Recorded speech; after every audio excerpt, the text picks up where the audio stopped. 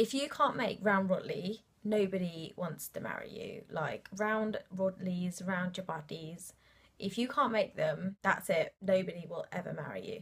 So it's really awkward when one of your friends says to you at school, like one of your white friends says to you, oh, we're all going to go out for cinema and dinner and then we'll come to mine for a sleepover. Do you want to come?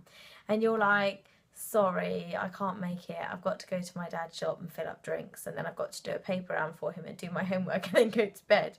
And your friend just looks at you like, oh, I don't know why I invited you. We'll say no. So when you get to the age of 21, everybody tries to set you up with everybody and anybody, and everybody tries to get you married, everybody tries to introduce you to boys, and you just do what you need to do. If you're at the age of 30 and you're still not married, people stop asking you because they assume that you're a lesbian. That's just what Indian people do. They just stop bothering and they just give up, and then people go, oh no, she's into girls now. Then you'll say to your mum, I need to borrow the lawnmower. And she'll say, but Beta, it's really wet out there. Why do you want to mow the lawn in this kind of weather? And you'll go, no, it's because of my hairy face.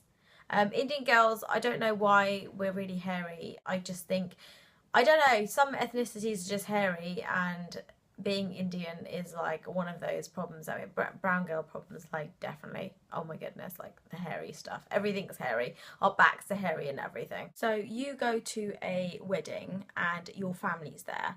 You bump into this really hot guy. You start talking. You introduce yourselves to each other. And then you walk away and you go over to your mum and you say, oh, hi mum, I met this guy, he's really nice, blah, blah, blah. And the first thing your mum says is, Beta, but you must call him bhai. Now I feel a bit sick in my mouth.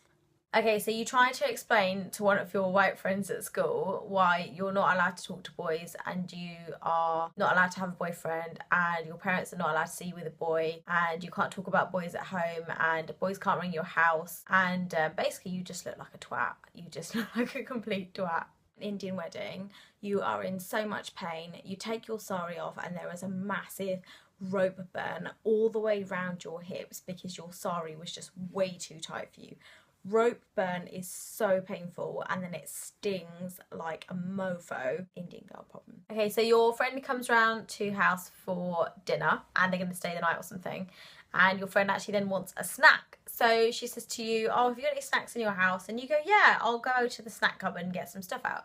So you open up the snack cupboard and there's loads of like Kit Kat bars and stuff like that and crisps and stuff like that. So you give your friend one of these snacks and she goes, oh my God, it tastes a bit funny. And you go, yeah, they've all expired and we have to eat them because they're from my dad's shop and they've expired and he can't sell them. So we're going to have to eat them all.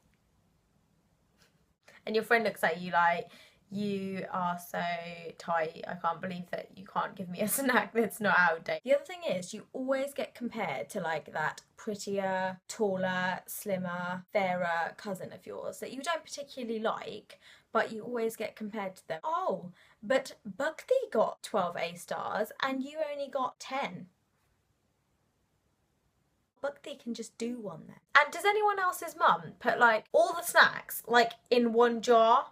So everything starts to taste of everything else. Like, I don't understand why we can't have like a biscuit tin like normal people have. My mum mixes like all the snacks in our house into one jar, like, and all the biscuits she puts in one jar. She'll start to put like a random cake in with like a different snack, and then everything tastes the same, and it's just disgusting. And then she wonders why we don't eat it. She gets really angry. And I'm like, Mum, you can't mix up all the snacks into like one container because everything tastes funny. And she gets really mad. Like, she just gets really angry. And she gets really mad if we open a pack of biscuits and we don't eat them straight away.